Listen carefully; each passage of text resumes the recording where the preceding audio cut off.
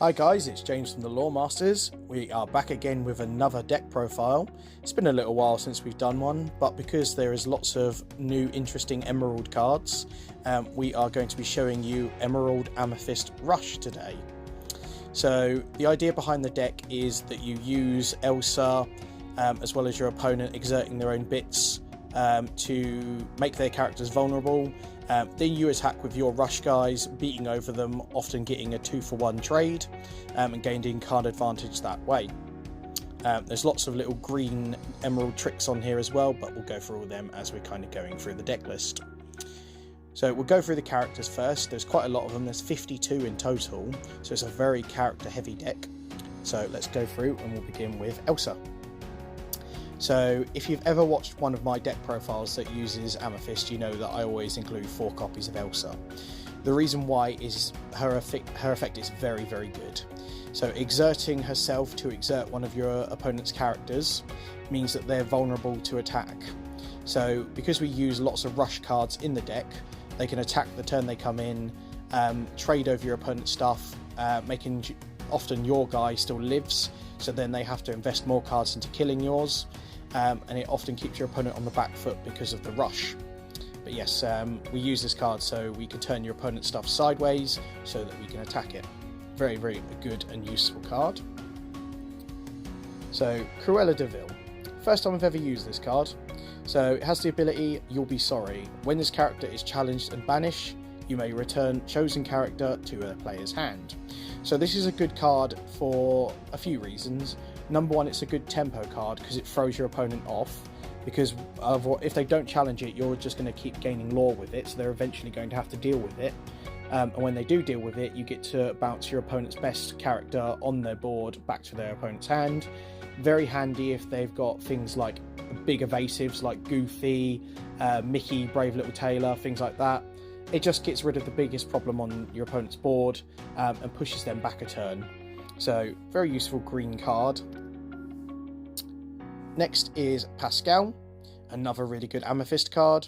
So, this deck plays very little 1-drops, but Amethyst, this is probably the best 1-drop in Amethyst.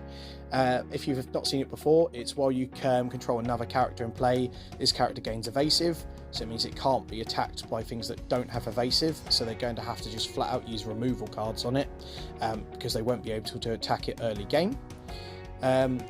It does pair with a few cards in the deck, which I'll explain in a moment, but you'll kind of see them. But yeah, this card is crazy good. If you've got a couple on the board, you can just quest away with them for turn after turn after turn. Your opponent cannot do a thing about it. One of the best cards in Amethyst. Okay, so next is Mickey Mouse Wayward Sorcerer. So you play this together with the magical Broom. So it reads, you pay 1 less ink to play Broom characters. When one of your Broom characters is banished in a challenge, you may return that card to your hand. It doesn't matter if you're attacking with the Broom and it gets killed, or your opponent attacks the Broom and it gets killed. It just returns to your hand and you can play it for 1 ink. If you control 2 Mickeys on the board, you can play it for free.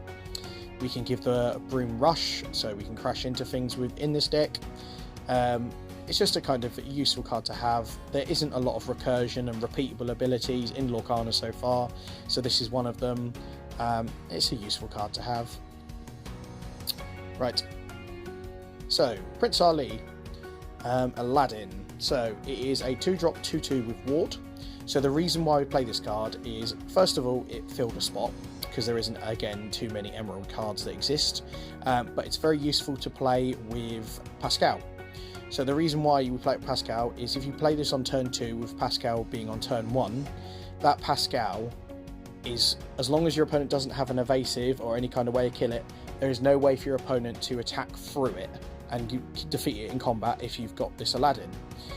Because they cannot choose it with any abilities or any spells or anything like that, you can just keep ticking away with your Pascal, and you just keep this guy upright and they won't be able to touch it. Right, Cheshire Cat, not all there. So it has the ability, lose something. When this character is challenged and banished, banish the challenging character. So it's a 0/3, but that often is not that relevant. It doesn't matter that it has 0 attack, because when your opponent is defeating it, you get to exile the card that actually banished it. Often you'll just be questing away with this card and your opponent won't want to attack it because they'll lose the character they're challenging. A good way to beat this card is if you attack it with something small and then use fire the cannons to finish it off, nothing gets banished. Or you just choose your worst card and swing it into it, and as long as that card defeats the Cheshire Cat in the challenge, it'll get banished. So something like a 1-drop or something like that. But it's very useful. It's 2 lore, and your opponent generally doesn't want to attack it because they'll lose their character, so that's why it's in there. So you've got Magic Broom, Bucket Brigade, so that goes with the Mickey that we saw earlier. So when you play this character, you may shuffle a card from any discard into its player's deck. So you put back your useful cards, you send back your opponent's kind of dead cards, or if they're playing steel, you send back fire the cannons so they can't pick it up with 4-drop hook. It just goes with the Mickey, and it just keeps getting recurred to your hand whenever it dies if you've got the Mickey on the board. So Dr. Facilier Charlatan. So this kind of makes its way into every Amethyst deck that I play, because it is a cheap card. It's got a high toughness on it, and when it attacks it becomes a 2/4. So often this card will take out multiple small characters. So I generally do like playing him, and we can give him rush as well, so it makes him a little bit more aggressive. But yeah, he's got a good stat line. Okay, and again, so Jafar, Wicked Sorcerer.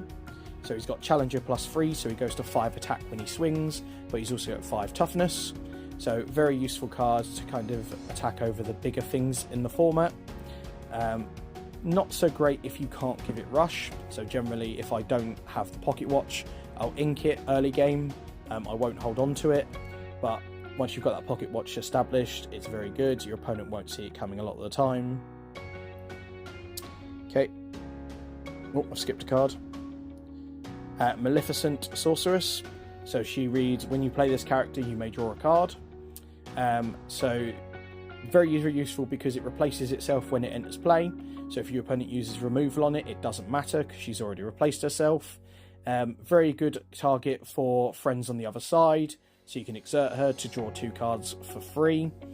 But yeah, very useful to kind of digging for extra cards and developing the board presence as well. I talk about this card every time I do a deck profile, and it's very good. I reckon it's going to still see a lot of play when the full set is out, so get your copies of it. Right, so here's one of the newest cards that's been revealed, Genie on the Job. So he's got Evasive, and he's got the ability Disappear. When you play this character, you may return chosen character to their player's hand. So very useful for bouncing your opponent's evasive stuff. That's one of the main reasons why it's so useful, because they're playing things like Tigger, they're playing things like Robin Hood. Anything that's big and annoying and in your way, you can put this card down, and it's very hard to attack because it has evasive. If you chain a couple of these together turn after turn, your opponent is just not going to be able to establish a board. Very good card. Make sure you pick your copies up when the set comes out.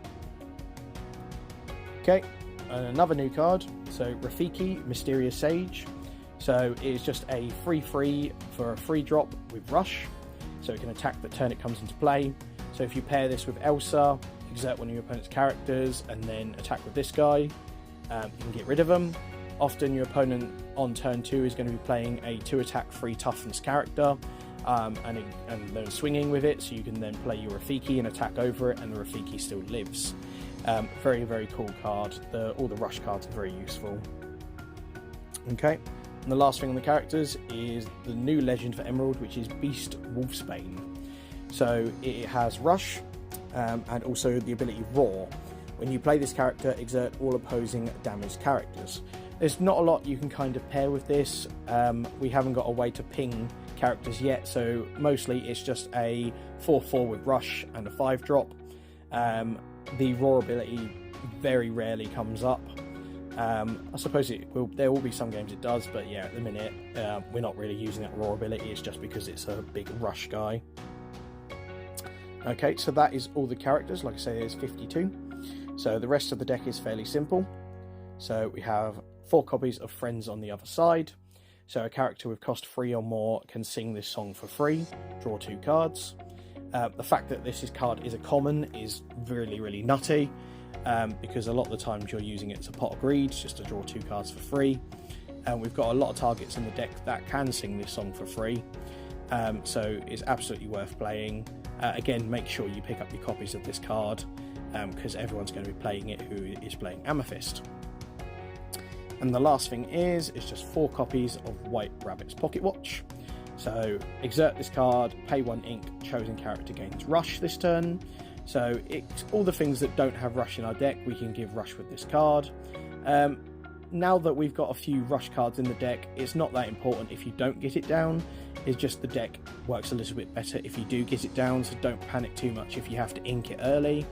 It's just nice to use with Jafar, and some of your other things as well, but like I say, you run quite a fair few rush guys now, so don't worry too much if you can't get this down, or if your opponent doesn't give you time to get this down. Right, so that is the deck as a whole. Like I say, use Elsa to exert your opponent's characters, use some of the cool little new emerald tricks that you can to bounce your opponent's stuff, or just generally mess with them, and yeah, give the deck a try. I've been really enjoying playing it. Hopefully there's some more deck profiles coming. I'll do some more gameplay with this deck as well, and I'll upload that in the next kind of couple of days. If you like what we do and you're kind of looking to get into competitive Lorcana, make sure you give us a like, subscribe to the channel, because we've got lots of things that's going to be interesting to you. And I'll see you next time. Bye.